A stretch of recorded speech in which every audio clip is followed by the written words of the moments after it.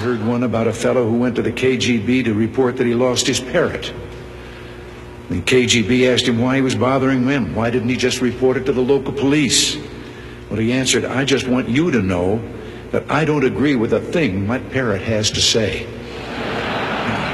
The story was an American and a Russian arguing about their two countries. And the American said, look, in my country, I can walk into the Oval Office, I can pound the president's desk and say, Mr. President, I don't like the way you're running our country.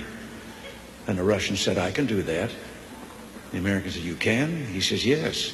I can go into the Kremlin, to the General Secretary's office, pound his desk and say, Mr. General Secretary, I don't like the way President Reagan's running his country. Man walking along the street at night, Moscow, Soviet soldier called to him to halt. He started to run. The soldier shot him. And another man said, why did you do that? Well, he said, curfew. Well, he said, it isn't curfew yet. He said, I know. He's a friend of mine. I know where he lives. He couldn't have made it. I didn't tell this one to Gorbachev. You know, there's a 10-year delay in the Soviet Union of delivery of an automobile. And you go through quite a process when you're ready to buy, and then you put up the money in advance. That this man, he laid down his money, and then the fellow that was in charge said to him, okay, come back in 10 years and get your car. And he said, morning or afternoon?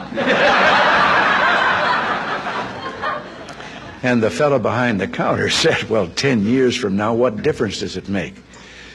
And he said, well, the plumber's coming in the morning. 3 dogs, an American dog and a Polish dog and a Russian dog. They were all having a visit, and the American dog was telling them about how things were in this country. He said, you know, you bark and you bark long enough, and then somebody comes along and gives you some meat. And the Polish dog said, what's meat? The Russian dog says, what's bark?